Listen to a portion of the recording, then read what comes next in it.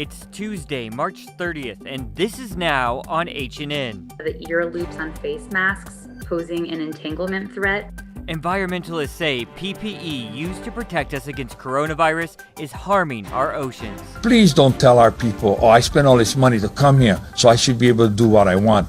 Maui's mayor has a stern warning for visitors. If you can't obey our rules, then don't come. The modern-day space race continues with the release of Virgin Galactic's latest spacecraft. I'm Chris Martinez with a look at when the public will be able to buy a ticket to ride. So we could maybe get up to sort of 400 or 500 flights a year. We've got these stories plus a Merry Monarch update coming up on This Is Now.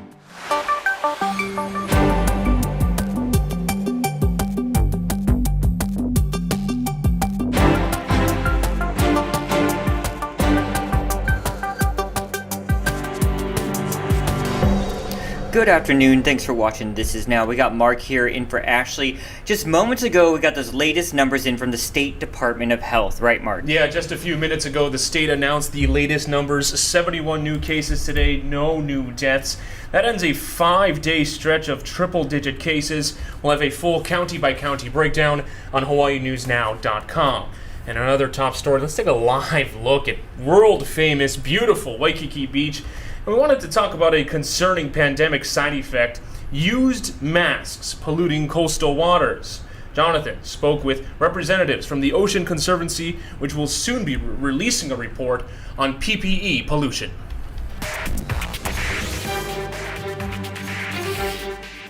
We've marked over 100,000 pieces of PPE have been removed from beaches and waterways worldwide. And this is just from the past 6 months, so we know that that is just the tip of the iceberg, really, when it comes to the amount of PPE that's out there. And we have to take into consideration that, volunteer effort was, greatly decreased because of safety concerns with the pandemic. So we did see fewer volunteers going out and being able to clean last year. So we envision that if kind of the volunteer effort had been more normal, kind of akin to what we saw in 2019 and 2018, that we would have had PPE probably ranking in some of the top 10 items found globally, just based on kind of some extrapolations and estimates that we've run. So for those who don't know how this survey works, can you sort of explain that to us? It's volunteers and there's an app involved, right? Yeah, so really what we did, we created the survey, asked general questions about, the frequency at which you're seeing PPE, where are you seeing PPE? If you did a cleanup, did you collect that PPE or not? Because of course there is some sensitivity there around personal hygiene and just making sure that people stay safe. So these are our trusted partners, years of partnering with them in the International Coastal Cleanup. So we had kind of a survey for them to get their perspective from like kind of a leadership standpoint and what they were hearing from their volunteers. And then also we fashioned a little bit more general survey just for the folks that, like you mentioned, they either submitted data through our app, CleanSwell, or they might have even mailed in or scanned and emailed in data from our paper data card. What's the biggest danger of these PPEs getting into the oceans?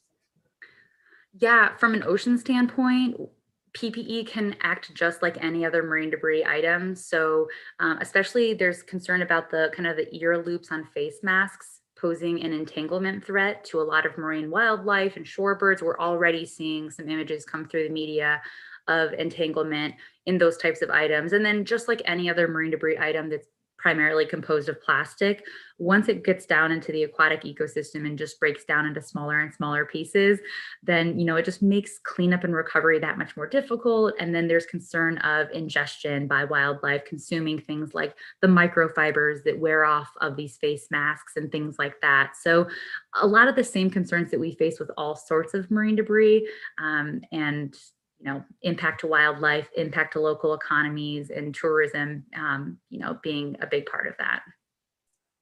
Yeah, I'm seeing a bunch of it out there. Yeah, not good. I know. I hope we can get a handle on it soon. And every piece matters. So we encourage folks, if they want to do their part, obviously pushing for legislation in your community, state, whatever level of government, to help reduce plastics, and then getting out there and cleaning. It makes a difference. I know it's kind of just a band-aid to the overall solution, but it's one facet, it's one piece that's really important. And we encourage everyone to download and check out our app, CleanSwell, as well. Awesome, Sarah. Thank you so much. There's progress to report this morning in the race to vaccinate. A quarter of the eligible population on each island has received at least one shot. That's 36.5% on Kauai, 26.9% on Hawaii Island, 26.5% on Maui, and Oahu is last with just under 26%. The state vaccination plan is now open to those 60 and up. Today, Sammy Salina talked with Hilton Rathel of the Healthcare Association of Hawaii for an update on the rollout. We recently heard the president explain that hopefully in 3 weeks, 90% of the U.S. adult population will be eligible to receive the vaccine. Do you think that Hawaii might make that mark as well? Well, it all depends on the supply of the vaccine. We would love to be able to get everyone vaccinated, and we're planning to get everyone vaccinated as soon as we can. This week, we will receive over 80,000 doses of the various vaccines, which is very good news, but we will need even more than that to meet the president's objective, and we don't know definitively yet if we will receive enough vaccine to follow that direction that the president has laid out. Right. So we've different counties are having different folks with eligibility requirements. For example, in Kauai, the mayor just announced that 16 and up should be able to receive their vaccines or be eligible for appointments. Why are we seeing some differences in the counties?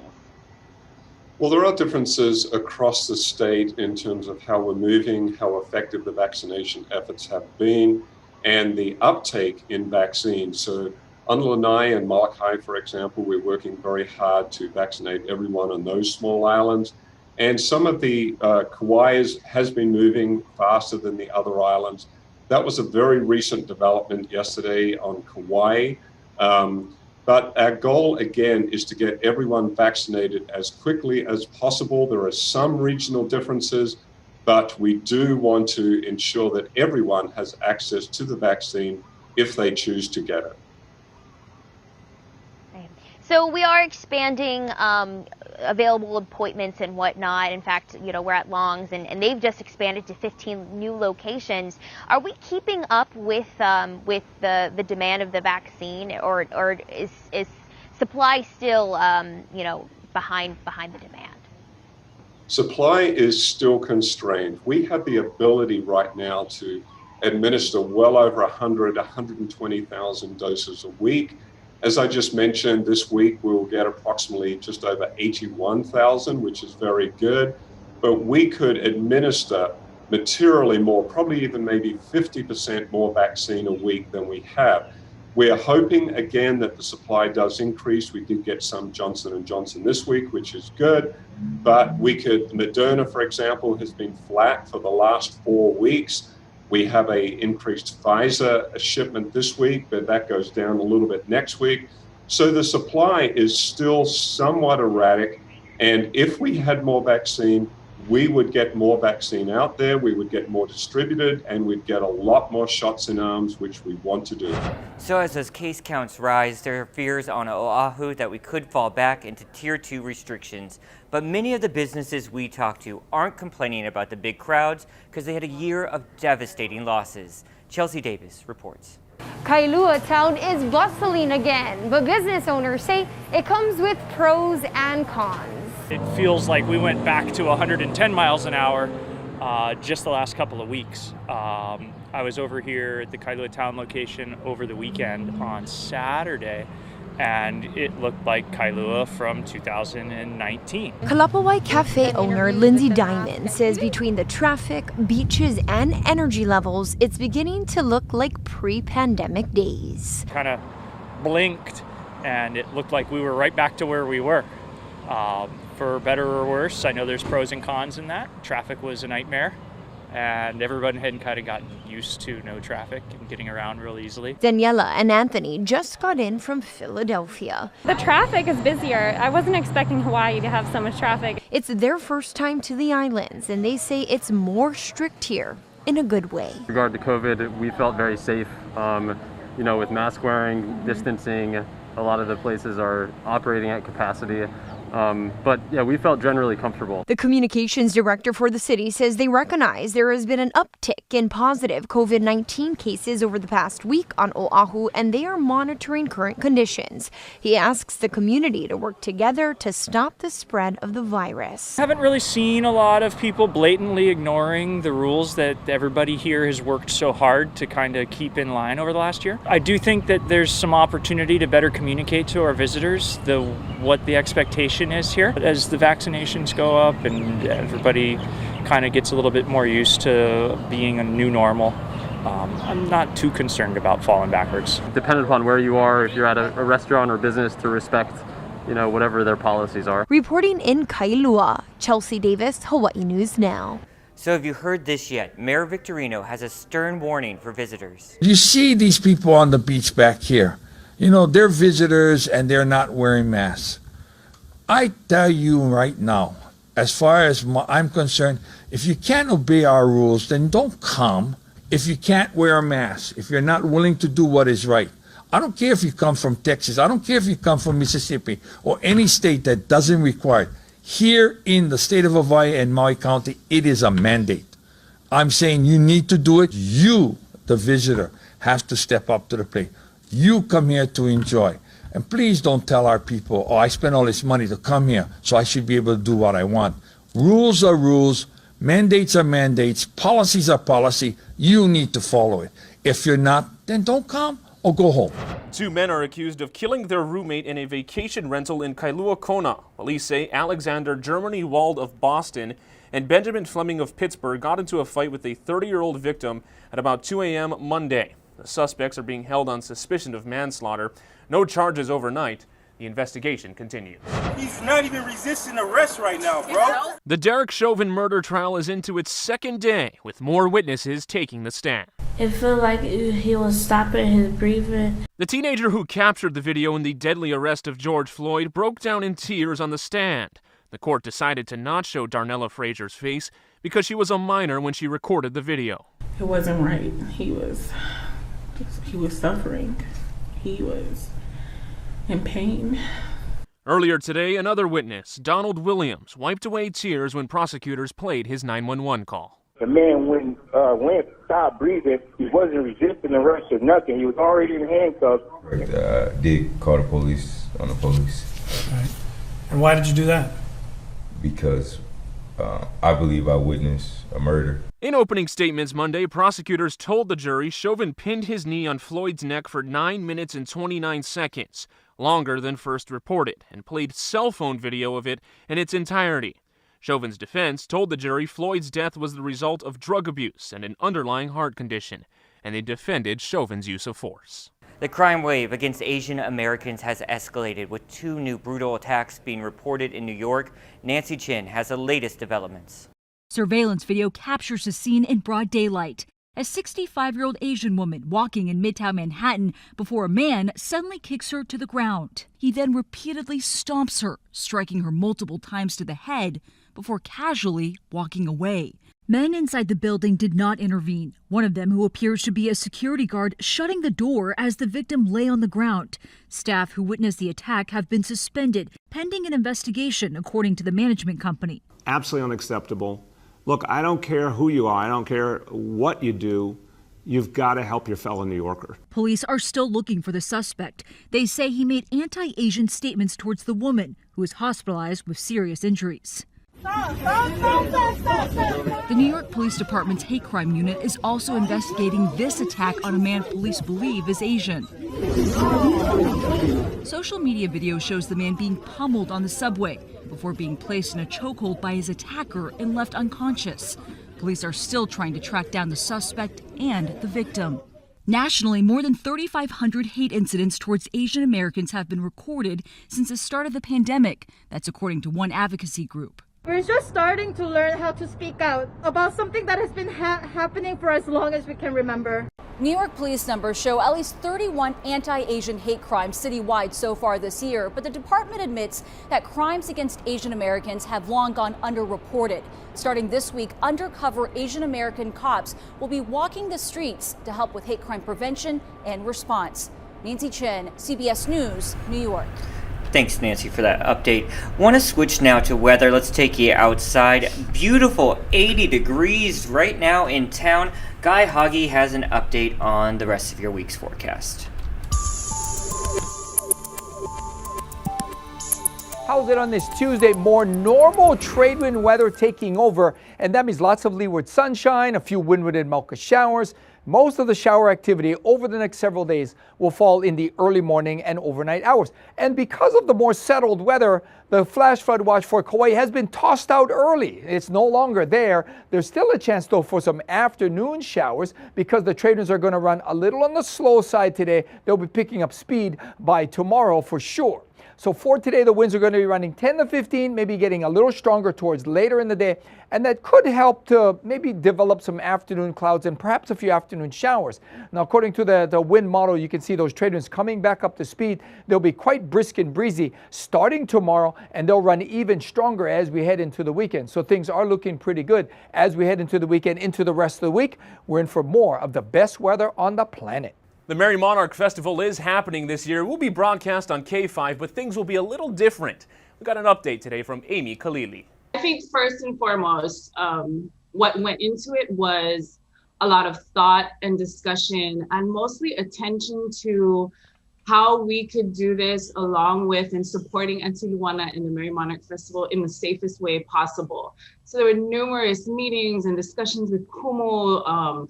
We're so grateful for the team that's been put together to set up a safety protocols and guidelines so that we can move through this and get back to our beloved Merry Monarch and hula this year in the summer. Can you go over some of the safety protocol that you folks will have in place? Absolutely. You know, again, we've had a wonderful team, including representatives from the Queen's Health System that helped to put this together. It is an intricate and very long, if you will, guidelines, but some of the highlights include multiple testing. So everyone who is going to participate in Hilo, who will be entering the stadium, are subject to these guidelines, not just halal, not just their downstream kumus, but the production crew, even Antiluana and the festival themselves. So it'll involve multiple COVID testing. It'll involve a 5-day isolation period before anyone can enter the stadium for the first time. And then every day that people enter the stadium, there will be additional screenings to monitor constantly for symptoms. There are mechanisms in place if someone should test positive, how that's going to be handled. There will be medical personnel there on site at the stadium with us throughout this entire time. So again, it involves a whole lot more than that, but those are some highlights. Yeah, well, thank you so much for all of your dedication to you and the entire team for putting this on. Can you go over how the judging will be done this year? I know everybody's asking about that. So our judges, who every year are obviously a critical component of the competition, the nights of competition. So they will also be with us, with Antiluana folks and the Halau in Hilo. So the performances will be judged there in Hilo. However, I think the way we're working through it right now, so technically that's, that Thursday and Saturday nights when judging takes place, Thursday for Miss Aloha Hula, Saturday for Kahiko and Awana in the group competitions. So technically those who tally the scores will know Saturday, and I'm sure Antiluana as well, but the winners will not be announced until the competition is broadcasted the following week. They'll be announced live on air. Sir Richard Branson is unveiling his latest spacecraft, and it could mean space tourism is right around the corner. Chris Martinez reports new at noon. Virgin Galactic believes this brand new spacecraft will give paying customers a chance to be an astronaut. It's tremendously exciting. It's been a long journey to get this far. Sir Richard Branson is the billionaire behind the operation and says the VSS Imagine will have test flights this summer, including one that he will go on. This is the third version of the Virgin spacecraft. Previous flights were carried up aboard a mothership 2, 1, release. and then dropped back down to Earth. Future missions will head miles above the planet's surface and allow tourists to unbuckle and experience several minutes of weightlessness. The first launch could be next year, with tickets already selling for $250,000. Our plan is to build a number of spaceships, and so we could maybe get up to sort of 400 or 500 flights a year. And then we will try to get it down to a price where as many people as possible are able to go up.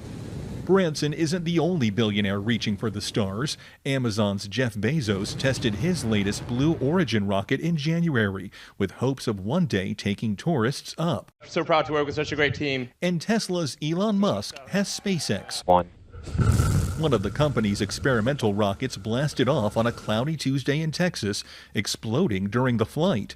It's designed to return to Earth, but a test earlier this month also ended in an explosion.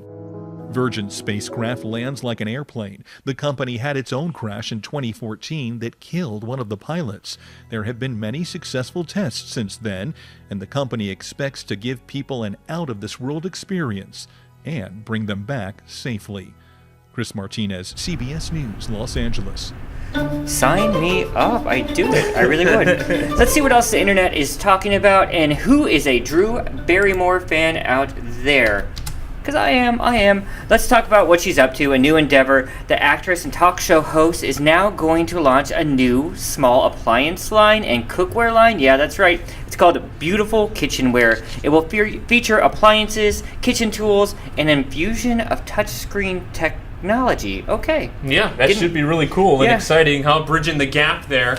And I can't wait to see how you fold in the touchscreen technology. I can imagine that there will be an app of some sort involved as well. And also she says with kitchen, not everything needs a touchscreen, right? You don't need a touchscreen on a spatula or something. That is a high-tech toaster right there. That really did look cool. More to come. Talking some football, always a great time to talk football. Significant changes ahead for the NFL. The league announced today that the regular season will now be expanding to 17 games.